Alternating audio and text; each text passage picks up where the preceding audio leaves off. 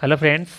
आज हम इस वीडियो में एनसीईआरटी पर आधारित क्लास 6 का ज्योग्राफी बुक से अध्याय 3 पृथ्वी की गतियों से संबंधित महत्वपूर्ण प्रश्नों को सॉल्व करेंगे, जो आने वाले किसी भी एग्जाम में आपको हेल्प करेगा। इससे पहले ऑलरेडी हमने 2 अध्याय करा रखा है, उसका लिंक डिस्क्रिप्शन में दिया हुआ है या फिर प्लेलिस्ट में भी जाके आप देख सकते हैं। साथ ही साथ अगर इन सभी का पीडीएफ चाहिए तो डिस्क्रिप्शन में दिए गए लिंक पर क्लिक करके व्हाट्सअप चैनल या फिर टेलीग्राम चैनल ज्वाइन करके सीधे पीडीएफ फाइल डाउनलोड कर सकते हैं, बिना किसी तामझाम के, बिना किसी रुपये खर्च किए हुए। तो चलिए फिर शुरू करते हैं और देखते हैं आज का पहला सवाल। आज का पहला सवाल है, पृथ्वी की वह स्थिति जिसे शीतकालीन संक्रांति कहा जाता है। बताना है कि पृथ्वी की वह स्थिति जिसे शीतकालीन संक्रांति कहा जाता है। 21 मार्च, 22 दिसंबर, 23 सितंबर, एक से अधिक होगा या फिर उपर्युक्त में से कोई नहीं। तो याद रखना है, इसका सही आंसर हो जाएगा 22 दिसंबर। ठीक है, पृथ्वी की वह स्थिति जिसे शीतकालीन संक्रांति कहा जाता है, कब कहा जाता है? 22 दिसंबर को कहा जाता है। बी ऑप्शन बिल्कुल ही सही हो जाएगा। ठीक है, चलिए इसको व्याख्या से समझते हैं। ध्यान से समझिएगा। 22 दिसंबर को मकर रेखा की ओर दक्षिण ध्रुव के झुकाव के कारण सूर्य की किरणों को सीधा प्राप्त करता है। जैसे ही सूर्य की किरणें मकर रेखा पर लंबवत पड़ती हैं, दक्षिणी गोलार्ध का एक बड़ा भाग प्रकाश से प्राप्त करता है। इसके बाद दक्षिणी गोलार्ध में लंबे दिनों और छोटी रातों के साथ ग्रीष्म होता है। ध्यान से सुनिएगा, इस बात क्या हो रहा है? दक्षिणी गोलार्ध में लंबा दिन हो रहा है, छोटी रात हो रही है, के साथ ग्रीष्म होता है। उत्तरी गोलार्ध में इसके ठीक उल्टा होता है। ठीक इसका उल्टा उत्तरी गोलार्ध में हो जाएगा कि पृथ्वी की इसी स्थिति को हम लोग क्या करें? शीतकालीन संक्रांति कह रहे हैं। ठीक है, तो ध्यान से समझिएगा, 22 दिसंबर को क्या हो रहा है? उत्तरी गोलार्ध में धूप कम पड़ रही है। आइए यहाँ से समझते हैं। देखिए, ये है 22 दिसंबर। ठीक है, और 22 दिसंबर का कॉन्सेप्ट ये देखिएगा। प्रदीप्ति वृत्त के बारे में सुने होंगे आप लोग।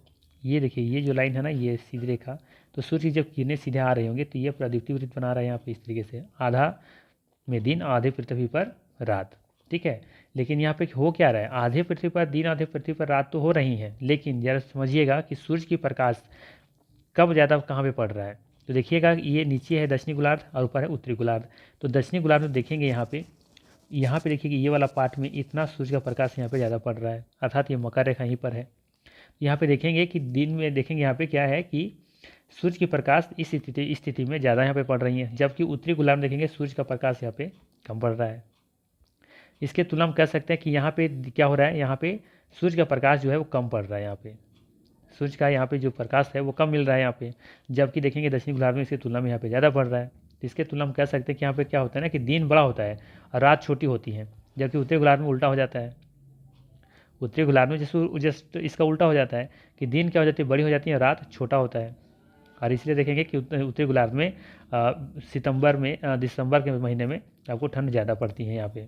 ठीक है, तो यही चीज़ यहाँ पे कहा जा रहा है। तो यहाँ पे ध्यान रखिएगा, इसीलिए 22 दिसंबर को हम लोग क्या बोलते हैं यहाँ पे उत्तरी गोलार्ध में ये शीतकालीन संक्रांति क्यों कहते हैं? ऐसा समझ में आया? ठीक है, तो ये भी सवाल आता है, सबसे छोटा दिन कब मनाते हैं हम लोग? 22 दिसंबर को। और सबसे बड़ा दिन ये कब मनाते हैं? 21 जून को। क्यों हुआ यहाँ पे? ज़रा समझ लीजिएगा यहीं पे, देखिएगा। अब देखिए, जब इस स्थिति में आता है तो देखिए जो पृथ्वी है ये झुका हुआ है किधर? सूर्य की तरफ। ठीक है, तो जब झुका हुआ होता है सूर्य की तरफ तो देखिए इसका दक्षिणी गोलार्ध कहाँ भाग गया? इधर। ठीक है, तो यहाँ पे अब ये हो गया प्रदीप्ति वृत्त, तो अभी इतना प्रकाश पड़ रहा है। तो देखेंगे कि दक्षिण गोलार्ध की तुलना में उत्तरी गोलार्ध में सूर्य की प्रकाश ज़्यादा पड़ रही है। इसका मतलब हुआ कि अब यहाँ पे दिन क्या होने लगा? बड़ा, और यहाँ पे दिन यहाँ क्या हो रहा है? छोटा। रात यहाँ पे बड़ा हो जाएगा और दिन यहाँ पे बड़ा हो जाएगा उत्तरी गोलार्ध में। जस्ट उल्टा, जो इसका कॉन्सेप्ट है इसका उल्टा कॉन्सेप्ट यहाँ पे हो जा रहा है। ठीक है, जबकि आप देखेंगे यहाँ पे कि ये जब मार्च के महीने में आता है ना, मार्च अप्रैल लेकर के जून जुलाई में जो कहते हैं, तो एक वहाँ पे इक्वल डे नाइट देखने को मिलेगा आपको। ठीक है, सितंबर के महीने में और मार्च के महीने में। ठीक है, तो ये ध्यान रखना है आपको यहाँ पे बेसिकली। ठीक है, चलिए, तो इसका सही आंसर क्या हो जाएगा? फिलहाल यहाँ पे यही यहाँ पे पूछ रहा था आपसे कि पृथ्वी की वह स्थिति जिसे शीतकालीन संक्रांति कहा जाता है, तो ये इसका सही आंसर 22 दिसंबर होगा। ठीक है, चलिए अगला सवाल लेते हैं। अब अगला सवाल है कि सबसे बड़ा दिन। ठीक है, सबसे बड़ा दिन होता है कब? होता है, इसका आंसर हम बता चुके हैं, क्या हो जाएगा इसका? 21 जून। ठीक है, 21 जून इसका बिल्कुल सही है। लॉन्गेस्ट डे, सबसे बड़ा दिन, सबसे छोटा दिन पूछेगा तो शॉर्टेस्ट डे 22 दिसंबर को। ठीक है, और इसी को दिन को हम लोग क्या कहते हैं? शीतकालीन संक्रांति। ठीक है, समझ में आ रहा है? चलिए अगला सवाल लेते हैं। अगला सवाल यहीं पे है, 21 जून को किस क्षेत्र में सबसे लंबा दिन और सबसे छोटी रात होती है। अब सवाल है कि 21 जून को किस क्षेत्र में सबसे लंबा दिन और सबसे छोटी रात होती है। उत्तरी गोलार्ध में, दक्षिणी गोलार्ध में, विषुवत में, या फिर उपरोक्त में से अधिक, या फिर उपरोक्त में से कोई नहीं। अगर यहाँ पे हम जो समझाए थे, अगर वो कॉन्सेप्ट क्लियर हो गया होगा तो आप इसका आंसर आसानी से दे पा रहे होंगे। ठीक है, फिर से समझ लेते हैं यहाँ पे क्या बात हो रहा है। यहाँ पे 21 जून को, 21 जून का देखिए पृथ्वी की स्थिति कहाँ पे बन रही है, कुछ कहाँ पे बन रहा है, ये पृथ्वी 21 जून को यहाँ पे दिख रहा है ना, ये स्थिति 21 जून का। तो 21 में देखेंगे कि पृथ्वी किधर झुका हुआ है, सूर्य की तरफ, यानी कि उत्तरी गोलार्ध झुका हुआ है, आपकी सूर्य की तरफ झुका हुआ है। तो यहाँ पे क्या देख रहे हैं आप, अच्छे से देखिए, जूम कर देते हैं। तो आप देखेंगे कि झुका हुआ, जिसकी वजह से यहाँ पे क्या हो रहा है, दिन यहाँ पे सूर्य का प्रकाश ज़्यादा पड़ रहा है, तो यहाँ पे देखेंगे दिन बड़ा होता है और रात क्या होती है, छोटी होती है। जस्ट इसका उल्टा यहाँ पे हो जाएगा नीचे, यहाँ पे दिन क्या हो रहा होगा, छोटा, रात हो जा रही है बड़ा। ठीक है, तो यही पूछ रहा है आपसे, क्या सवाल पूछ रहा था कि बताना है कि किस जून को किस क्षेत्र में सबसे लंबा दिन होगा और सबसे छोटी रात होगी। तो देखिए सबसे लंबा दिन कब हो रहा है यहाँ पे, उत्तरी गोलार्ध में, क्योंकि इधर देखिए प्रकाश यहाँ पे ज़्यादा पड़ रहा है, क्योंकि उत्तरी गोलार्ध देखेंगे झुका हुआ है किधर, सूर्य की तरफ। और ऐसा पॉसिबल क्यों हो पा रहा है, क्योंकि हम जानते हैं कि पृथ्वी 27.5 डिग्री अपने अक्ष पर झुकी हुई है। बात समझ में आ रहा है, तो ये ध्यान रखिएगा। तो यहाँ पे बिल्कुल ही क्या सही आंसर होने वाला है आपका, 21 जून को किस क्षेत्र में सबसे लंबा दिन और सबसे छोटी रात होगी, तो ये हो जाएगा आपका उत्तरी गोलार्ध। ठीक है, ठीक है। अब यहीं से थोड़ा सा आपसे हम एक सवाल पूछते हैं। क्या सवाल पूछ रहे हैं, ध्यान से सुनिएगा। बताना है आपको कि 21 जून को किस क्षेत्र में सबसे लंबा रात और सबसे छोटी दिन कब होती हैं, किस गोलार्ध में। तो आंसर आपका बदल जाएगा, क्या हो जाएगा फिर, दक्षिणी गोलार्ध में। दक्षिणी गोलार्ध में देखेंगे 21 जून को क्या हो जाएगा, सबसे लंबा रात हो जाएगा और सबसे छोटी दिन हो जाएगा। ठीक है, बस यहाँ पे सबसे लंबा रात कर दीजिए और यहाँ पे सबसे छोटी दिन कर दीजिए। ठीक है, 21 जून को सेम केस अगर ऐसा सवाल पूछा जाएगा तो इसका आंसर बदल जाएगा, हो जाएगा दक्षिणी गोलार्ध। क्यों ऐसा, क्योंकि पृथ्वी क्या है, देखेंगे दक्षिणी गोलार्ध झुकी हुई है किधर, सूर्य की तरफ। ठीक है, चलिए अगला सवाल लेते हैं। अगला सवाल रहेगा आपके लिए कि चांद पर पहुंचने वाला पहला व्यक्ति कौन था। ज़्यादा डिस्कस नहीं करेंगे, ठीक है, कौन है ये, नील आर्मस्ट्रॉन्ग। ठीक है ना, ध्यान रखना है, नील आर्मस्ट्रॉन्ग चंद्रमा के सतह पर पहुंचने वाला ये पहला व्यक्ति था। 20 जुलाई, कब, 20 जुलाई 1969 को ये चांद पे पहुंचा था। ठीक है, पहला कदम रखा था। चलिए अगला सवाल लेते हैं। सवाल है कि निम्नलिखित में से कौन सा कथन सत्य है। ठीक है, अच्छा सवाल है, ध्यान से समझिएगा। निम्नलिखित कथन में से कौन सा कथन सत्य है। पहले दे रखा है कि पृथ्वी अपने अक्ष पर 27 डिग्री झुकी हुई है। ठीक, इस बात कह रहा है बी कथन में कि शीतोष्ण कटिबंध में अधिक ठंड एवं कम गर्मी पड़ती है। ठीक है, सी कह रहा है कि जहाँ सालों भर गर्मी पड़ती है वह क्षेत्र उष्ण कटिबंधीय कहलाता है। एक से अधिक सही होगा या फिर उपरोक्त में से कोई नहीं। तो चलिए बात करते हैं हम लोग पहला कथन के बारे में। दे रखा है पृथ्वी अपने अक्ष पर 27 डिग्री झुकी हुई है, बिल्कुल ही कथन सही है। ठीक है, बी कथन दे रखा है कि शीतोष्ण कटिबंध में अधिक ठंड एवं कम गर्मी पड़ती है। शीतोष्ण कटिबंध में अधिक ठंड पड़ती है और कम गर्मी पड़ती है, ये भी कथन सही है। शीतोष्ण बात हो रहा है ना, शीतोष्ण में देखेंगे कि शीत वहाँ पे थोड़ा सा अधिक ठंड पड़ती है और कम गर्मी पड़ती है, ये भी कथन यहाँ पे सही दिख रहा है। ठीक है, वैसे देखा जाए शीतोष्ण में देखेंगे कि नॉर्मल रहती है मौसम, लेकिन अधिक ठंडा ही पड़ती है। ठीक है, तो ये सही है। और सी कह रहा है कि जहाँ सालों भर गर्मी पड़ती है वह क्षेत्र उष्णकटिबंधीय कहलाता है। जहाँ सालों भर गर्मी पड़ती है वह क्षेत्र उष्णकटिबंधीय कहलाता है, बिल्कुल सही है। भूमध्य रेखा के आसपास वाला जो क्षेत्र होता है उष्णकटिबंधीय क्षेत्र कहलाता है। यह भी कह सकते हैं कि कर्क रेखा और मकर रेखा के बीच वाले क्षेत्र को ही क्या कहा जाता है, उष्णकटिबंधीय क्षेत्र, जहाँ पे सालों भर गर्मी पड़ती है। तो ये भी कथन यहाँ पे सही हो जाएगा। ठीक है, तो डी ऑप्शन बिल्कुल यहाँ क्या होने वाला है, सही। ठीक है, चलिए अगला सवाल लेते हैं। अगला सवाल है 22 दिसंबर को किस क्षेत्र में सबसे लंबा दिन तथा छोटी रात होती हैं। अब बताना है कि 22 दिसंबर को किस क्षेत्र में सबसे लंबा दिन तथा सबसे छोटी रात होती हैं। ध्यान रखिएगा, सबसे लंबा दिन पूछा है। ठीक है, तो सिंपल सा कॉन्सेप्ट याद रख सकते हैं। ठीक है, ये मान लेते हैं हमारा क्या है, यहाँ पे कुछ ऐसा है, ग्लोब है। ठीक है, पृथ्वी है ये। ठीक है, तो पृथ्वी पर जानते हैं हम लोग कि ऊपर वाला भाग उत्तरी गोलार्ध है, नीचे वाला दक्षिणी गोलार्ध है। ठीक है, अब पूछ रहा है 22 दिसंबर मतलब ठंड का मौसम है ये। ठीक है, तो ठंड का मौसम हम लोग तरफ से क्या होता है, ठंड होता है इस समय। ठीक है, तो ठंड होता है इसमें, देखिए सबसे लंबा दिन पूछ रहा है, तो लंबा दिन होता है ठंड के मौसम में कि ठंडा रात होता है। रात ठंडा होता है। ठीक है, तब देखेंगे कि रात जो होता है वो ठंडा, जो मतलब कि कह सकते हैं 22 दिसंबर में जो रात होता है वो क्या होता है, लंबा करता है ठंडा मौसम में। ठीक है, तो इसका मतलब है कि लंबा दिन पूछा है, तो लंबा दिन पूछा है कि लंबा कब होगा, जस्ट उसका उल्टा यानी कि दक्षिणी गोलार्ध में, क्योंकि उसमें सूर्य के प्रकाश वहाँ पे ज़्यादा पड़ता है। ठीक है, प्रदीप्ति जो क्षेत्र है वो वहाँ पे ज़्यादा देखने को मिलती है। तो लंबा दिन कहाँ देखने को मिलेगा, दक्षिणी गोलार्ध में, और छोटी रात कहाँ पे होगा, दक्षिण गोलार्ध में। ठीक है, इसका सवाल इसका शायद उसका ऊपर हम लोग डिस्कस कर चुके थे वैसे, तो इसका सही आंसर हो जाएगा बी ऑप्शन, दक्षिणी गोलार्ध। ठीक है, वैसे खुद भी सोच सकते हैं 22 दिसंबर को आने की ठंड का मौसम है, तो ठंड के मौसम में जानते हैं कि हम लोग की तरफ यहाँ पे रात लंबी होती हैं और दिन छोटा होता है। ठीक है, तो ये उत्तरी गोलार्ध की बात हम लोग कर रहे हैं, लेकिन यहाँ पे क्या है बोल रहा है, कह क्या रहा है कि सबसे लंबा दिन, तो दिन यहाँ पे लंबा नहीं हो रहा है अभी। दक्षिणी गोलार्ध में देखेंगे कि अभी उत्तरी गोलार्ध में देखेंगे हम लोग, तो उत्तरी गोलार्ध में रहते हैं, तो अभी दिन लंबा हो रहा है कि रात, कहेंगे कि रात लंबा हो रहा है। लेकिन यहाँ पूछा है कि सबसे लंबी रात हो रही है, लंबा दिन और रात, छोटी रात पूछ रहा है आपसे, तो ये हो जाएगा दक्षिणी गोलार्ध। ठीक है, चलिए अगला सवाल लेते हैं। अगला सवाल है, पृथ्वी अपने कक्षीय समतल पर कितना झुका हुआ है। ये झुका होना चाहिए था, कितना झुका हुआ है। ठीक है, सुधार लेते हैं इसको थोड़ा सा। चलिए अब सही है, पृथ्वी अपने कक्षीय समतल पर कितना झुका हुआ है, 27 डिग्री, 66 डिग्री, 90 डिग्री, एक से अधिक, इनमें से कोई नहीं। तो याद रखिएगा, पृथ्वी अपने कक्षीय समतल पर 66.5 डिग्री झुका हुआ है, 27 डिग्री नहीं, 27 डिग्री अपने एक्सिस पर झुका हुआ है, अपने अक्ष पर झुका हुआ है। जब कक्षीय समतल पर कहा जाए तो 66 डिग्री इसका आंसर दीजिएगा। ठीक है, समझिए यहाँ से क्या बोला जा रहा था। देखिए ये है आपका, ये तल है इसका। ठीक है, पृथ्वी का ये कक्षीय समतल है, तो इसमें देखेंगे कि कितना झुका हुआ है, ये 66.5 डिग्री। और अगर पूछा जाए कि अक्ष पर कितना झुका हुआ है, तो ये 27 डिग्री। ठीक है, तो ये ध्यान रखिएगा। तो ये आपका है पृथ्वी का कक्षीय समतल, ये वाला, और ये किए, तो इसे कितना झुका हुआ है, तब देखेंगे कि ये हमारा एक्चुअल में ये वाला है, तो ये झुका हुआ कितना है, 66.5 डिग्री।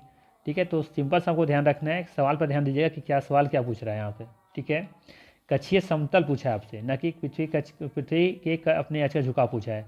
अगर ये पूछा जाता है पृथ्वी के अक्ष का झुकाव कितना है, तो 27 डिग्री झुकाव है, लेकिन कक्षीय समतल से कितना झुकाव है, तब ये 66.5 डिग्री होगा। ठीक है, तो ये सवाल इसलिए हमने यहाँ पे लिया था, ध्यान रखिएगा। चलिए अगला सवाल लेते हैं। सवाल है, निम्नलिखित में से कौन सा कथन गलत है, गलत पूछा है। ठीक है, तो 21 मार्च एवं 23 सितंबर को सूर्य की किरणें विषुवत पर सीधी पड़ती हैं। ठीक है, 21 मार्च को और 23 सितंबर को सूर्य की किरणें विषुवत पर सीधी पड़ती हैं। ठीक है, 23 सितंबर को उत्तरी गोलार्ध में शरद ऋतु होती हैं, और सी कह रहा है कि 23 सितंबर को दक्षिणी गोलार्ध में वसंत ऋतु होती हैं। उपयुक्त में से अधिक सही है या फिर उपयुक्त में से कोई नहीं। तो बात करें यहाँ पे पहला कथन के बारे में, दे रखा है कि 21 मार्च एवं 23 सितंबर को सूर्य की किरणें विषुवत पर सीधी पड़ती हैं। बिल्कुल कथन यहाँ पे सही है। ठीक है, ध्यान रखिएगा, ये बिल्कुल कथन सही यहाँ दिख रहा है। ठीक है, शायद ऊपर हम लोग देख चुके थे इसको। ठीक है, यहाँ पे फिर से देख लीजिए एक बार, कहाँ गया, हाँ ये रहा आपका। ठीक है, तो देखेंगे यहाँ पे मार्च के महीने में और यहाँ पे सितंबर के महीने में देखिए सूर्य की किरणें पूरा ही क्या इक्वल डे नाइट होता है, यानी कि दिन और रात क्या होता है यहाँ पे बराबर बिल्कुल होता है। ठीक है, 21 को और मार्च को और सितंबर को। ठीक ना, तो चलिए यहाँ समझ में आया। चलिए, तो ये पहला कदम सही है ना। ठीक है, तो ध्यान रखना है यहाँ पे कि 21 मार्च और 23 सितंबर को सूर्य की किरणें विषुवत विद्युत पर सीधी पड़ती हैं। इस अवस्था में कोई भी ध्रुव सूरज की ओर झुका हुआ नहीं होता है, इसीलिए पूरी पृथ्वी पर रात और दिन क्या होते हैं, बराबर होते हैं, और इसे ही विषुव कहते हैं। विषुव, ध्यान रखिएगा, इसे ही विषुव कहते हैं। अगर सवाल पूछा जाए विषुव किसे कहते हैं, तो जब पृथ्वी पर दिन और रात बराबर होता है ना, तो उसे विषुव कहते हैं। और दिन रात कब बराबर होता है, 21 मार्च को और 23 सितंबर को। ठीक है, वहीं याद रखना है यहाँ पे आगे बी कथन में कि 23 सितंबर को उत्तरी गोलार्ध में शरद ऋतु होती है, कथन सही है। ठीक है, ध्यान रखिएगा यहाँ पे कि 23 सितंबर को उत्तरी गोलार्ध में शरद ऋतु होती हैं, जबकि दक्षिणी गोलार्ध में वसंत ऋतु होती हैं। तो यहाँ पे सी कथन भी सही है। ठीक है, दोनों सही यहाँ पे। ठीक, इसका उल्टा हम बात करेंगे, यदि विपरीत बात करें तो यहाँ पे ध्यान रखिएगा कि 21 मार्च को स्थिति इसके विपरीत होती है, जब उत्तरी गोलार्ध में वसंत ऋतु और दक्षिणी गोलार्ध में शरद ऋतु होती हैं।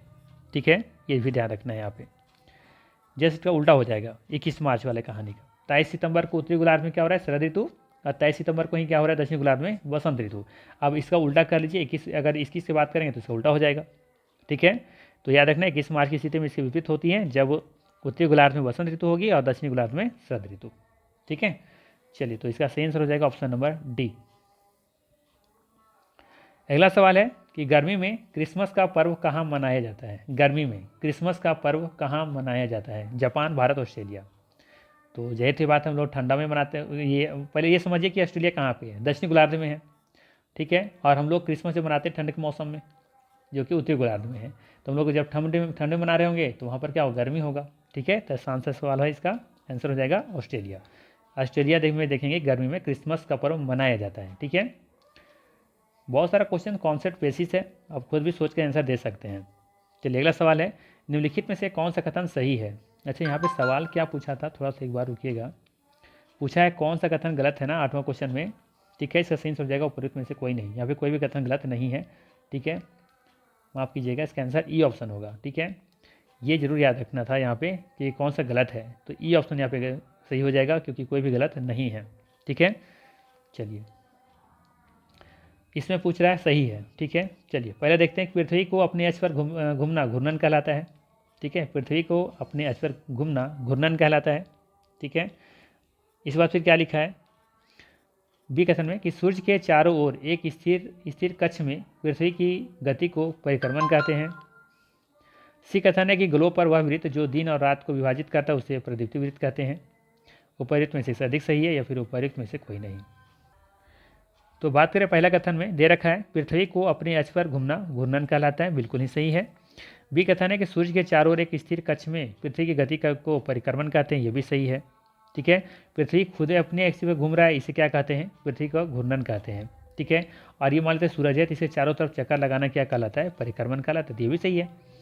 सी कह रहा है कि ग्लोब पर वह वृत्त जो दिन और रात को विभाजित करता है उसे प्रदीप्ति की वृत्त कहते हैं, ये भी कथन यहाँ पे सही है, ठीक है। दिन और रात को जो विभाजित करता है ना उसे प्रदीप्ति वृत्त ही कहते हैं, ठीक है। जैसे यहाँ पे देखिए ये सूर्य है और सूर्य की प्रकाश आ रही है, तो यहाँ पे देखिए दिन में आधा में क्या है, दिन है, और आधे में क्या है, रात है। तो ये वृत्त को क्या कर रहा है, दो भागों में विभाजित कर रही है ना, दिन और रात में, तो इसे क्या कहेंगे, प्रदीप्ति वृत्त कहेंगे। तो यहाँ पे तीनों कथन यहाँ भी सही है, इसका डी ऑप्शन बिल्कुल नहीं क्या हो जाएगा, सही हो जाएगा, ठीक है। चलिए अगला सवाल लेते हैं। अगला सवाल रहेगा आपके लिए, जिस दिन पृथ्वी पर रात दिन बराबर होते हैं उसे क्या कहते हैं, उसे कहते हैं विषुव कहते हैं, ठीक है। विषुव कहते हैं, पहले बता चुके हैं, ठीक है। और यहाँ पे एक आया है कि आप एक वर्ड आया है उत्तर आयनात। विषुवत तो जानते हैं, विषुवत एक रेखा है, ठीक है। यहाँ पे एक वर्ड आया है क्या, उत्तर आयनात, ठीक है। ये क्या है, जरा इसको समझने का हम लोग प्रयास करते हैं कि आखिर ये क्या है, उत्तर आयनात क्या है। तो ध्यान से सुनिएगा, 21 जून को देखेंगे, 21 जून को, है ना, ध्यान से सुनिएगा, 21 जून को उत्तरी गोलार्ध में, ठीक है, सबसे लंबा दिन और सबसे छोटी रात होती है, ठीक है। 21 जून को उत्तरी गोलार्ध में सबसे लंबा दिन होता है और सबसे छोटी रात होती है। पृथ्वी की इसी अवस्था को उत्तर आयनात कहते हैं, बस आपको याद रखना है। इसका उल्टा घुमा दीजिएगा दक्षिण आयनात के बारे में, ठीक है।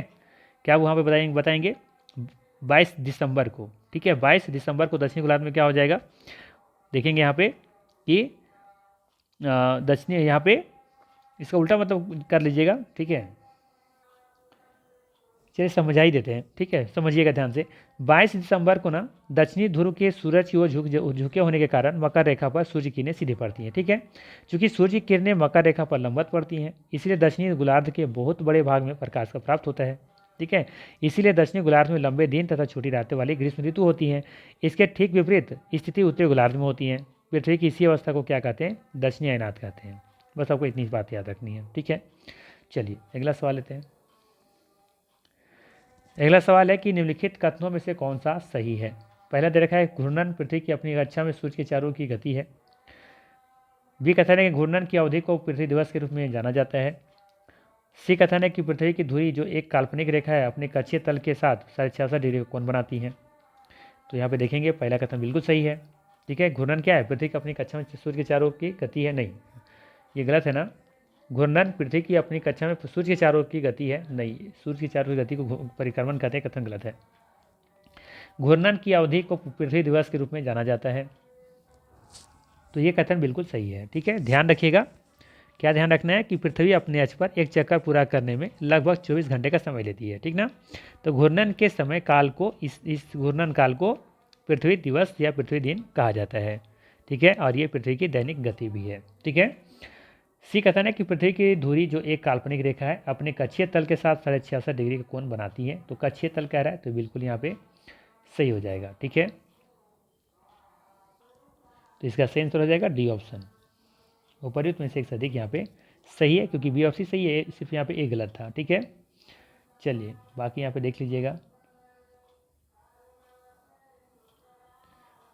चलिए अगला सवाल है, निम्नलिखित कथनों में से कौन सा सही है। ठीक है, पहला दे रखा है कि आर्यभट्ट ने कहा था कि पृथ्वी गोल है और अपनी धुरी पर घूमती है। बी कथन है कि सूर्य के चारों ओर पृथ्वी की स्थिति में परिवर्तन के कारण मौसम बदलता है। सी कथन है कि पूरी पृथ्वी ध्रुवों को छोड़कर समान दिनों और समान रातों का अनुभव करती है। सी कथन क्या कह रहा है कि पूरी पृथ्वी ध्रुवों को छोड़कर के समान दिनों और समान रातों का अनुभव करती है। उपर्युक्त में से एक से अधिक होगा या फिर उपर्युक्त में से कोई नहीं। तो बात करें यहाँ पे पहला कथन के बारे में, दे रखा है कि आर्यभट्ट ने कहा था कि पृथ्वी गोल है और अपनी धुरी पर घूमती है, बिल्कुल ही सही है। ठीक है, बी कथन है कि सूर्य के चारों ओर पृथ्वी की स्थिति में परिवर्तन के कारण मौसम बदलता है। सूर्य के चारों ओर पृथ्वी की स्थिति में परिवर्तन के कारण ही क्या होता है, मौसम बदलता है या फिर ऋतु परिवर्तन होता है। कथन यहाँ पे ये भी सही है। ठीक है, सी कथन के बारे में बात करें तो क्या दे रखा है कि पूरी पृथ्वी ध्रुवों को छोड़कर समान दिनों और समान रातों का अनुभव करती है। तो सी कथन यहाँ पे गलत दिख रहा है। ठीक है, ध्रुवों को छोड़कर नहीं, बाकी भी देखेंगे कि बाकी जगह पर ऐसा थोड़ी ना होता है कि दिन और रात बराबर होते हैं। तो ये भी कथन यहाँ पे गलत दिख रहा है। ठीक है, और सी कथन बी जो कथन दे रखा है ना कि सूर्य के चारों ओर पृथ्वी की परिस्थिति में परिवर्तन के कारण मौसम बदलता है, मौसम से अच्छा होता यहाँ पे लिखा गया होता कि ऋतु परिवर्तन होता है। ठीक है, सूर्य के चारों ओर पृथ्वी की स्थिति के परिवर्तन के कारण क्या होता है, ऋतु में परिवर्तन आता है। ठीक है, तो ध्यान रखिएगा। फिलहाल यहाँ पे डी ऑप्शन लोग सही लेके चल रहे हैं। ठीक है, चलिए अगला सवाल लेते हैं।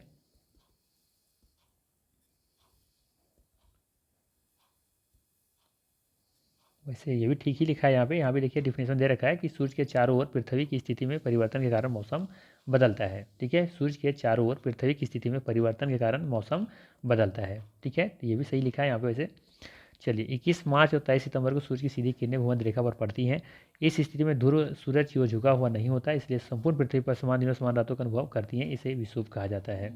ठीक है, वैसे देखिए यहाँ पे देखा जाए ना तो सी कथन यहाँ पे मैंने इसलिए गलत किया है क्योंकि पूरी पृथ्वी पर ध्रुवों को छोड़कर समान दिनों और समान रातों का अनुभव करती हैं, क्योंकि यहाँ पे जिक्र नहीं है। देखिए ठीक है ना, यहाँ पे 21 मार्च और 23 सितंबर को सिर्फ बात हो रही है। यहाँ पे 21 और 23 सितंबर को सूर्य सीधी किरणें भूमध्य रेखा पर पड़ती हैं। इस स्थिति में ध्रुव सूरज की ओर झुका हुआ नहीं होता है ना, जो पहले हम लोग डिस्कस कर चुके हैं। तो इसलिए देखेंगे उस समय क्या हो रहा है ना कि पूरी पृथ्वी पर क्या हो रहा है, उस समय समान दिनों समान रात का अनुभव करती है और इसे विषुव कहते हैं। लेकिन अब जरा सोचिए यहाँ पे कथन क्या लिखा है कि पूरी पृथ्वी ध्रुवों को छोड़कर समान दिनों और समान रातों का अनुभव करती है। ठीक है, तो यहाँ पे कुछ खास दिन के बारे में तो बात नहीं हो रहा है ना, तो इसलिए हम इसको सही नहीं मान सकते हैं। ठीक है, अगर 21 और 23 अगर ये होता तो मान सकते थे। ठीक है, तो ये चीज़ ध्यान रखिएगा। चलिए लेते हैं अगला सवाल। अगला सवाल है यहाँ पे, निम्नलिखित कथनों में से कौन सा कथन उत्तरी गोलार्ध में 21 जून के संबंध में सच है। ठीक है, बात हो रहा है उत्तरी गोलार्ध में और 21 जून के बारे में बात हो रहा है। ठीक है, तो पहले दे रखा है कि सूर्य की किरणें सीधे कर्क रेखा पर पड़ती हैं। कथन बिल्कुल सही है, झुका हुआ वन होने की वजह से देखेंगे 21 जून को वहाँ पे सीधी किरणें पड़ती हैं। ठीक है, बी कथन है कि आर्कटिक वृत्त के आगे की जगह लगभग 6 महीने तक लगातार दिन के उजाले का अनुभव करती हैं। क्या लिखा है, आर्कटिक वृत्त के आगे की जगहें लगभग 6 महीने तक लगातार दिन के जो उजाले का अनुभव करती हैं। तो आर्कटिक वृत्त ऊपर में ही है ना, अंटार्कटिक वृत्त होता तो गलत होता। तो ये भी बिल्कुल यहाँ पे सही है। आर्कटिक वृत्त के आगे की जो जगह हैं लगभग देखोगे कि 6 महीने तक लगातार क्या होती हैं, दिन के उजाले का अनुभव करती हैं। इन जगहों पर सबसे लंबी रात और सबसे छोटी दिन 21 जून को होता है। तो इन जगहों पर सबसे लंबी रात और सबसे छोटा दिन 21 जून को होता है। ये कथन गलत है, क्योंकि उत्तरी गोलार्ध के बारे में बात हो रहा है। इन जगहों पर देखेंगे सबसे लंबी रात नहीं, सबसे लंबा दिन होता है और सबसे छोटा रात होता है। ठीक है, तो ये कथन यहाँ पे गलत है। ए और बी यहाँ पे बिल्कुल क्या हो जाएगा, सही हो जाएगा। ठीक है, तो ये था। ठीक है, मोस्ट इंपॉर्टेंट 14 MCQ। अगर वीडियो अच्छा लगा हो तो लाइक ज़रूर कीजिएगा। बाकी मिलते हैं फिर इसी तरह के नेक्स्ट वीडियो में। Thanks for watching. ठीक है, बाकी इसको देख लीजिएगा, जो हमने पढ़ाया है वही चीज़ यहाँ पे लिखा है, कुछ अलग चीज़ नहीं लिखा हो गया होगा। ठीक है, बाकी आप PDF में इसको आप देख लीजिएगा। ठीक है, बाकी किसी तरह कोई इशू होता है, कोई अगर किसी भी तरह का कोई प्रॉब्लम है, जैसे कोई क्वेश्चन से लेकर के कोई इशू है कि इसका आंसर कुछ हो सकता है, या फिर किसी तरह का कोई एग्ज़ाम से या फिर पढ़ाई लिखाई संबंधित कोई चीज़ का क्वेरी है तो मुझे कमेंट करके बता सकते हैं, पूछ सकते हैं, कि कोशिश मैं करूँगा इसका जवाब देने का। ठीक है, तो चलिए फिर मिलते हैं इसी तरह के नेक्स्ट वीडियो में। Thanks for watching.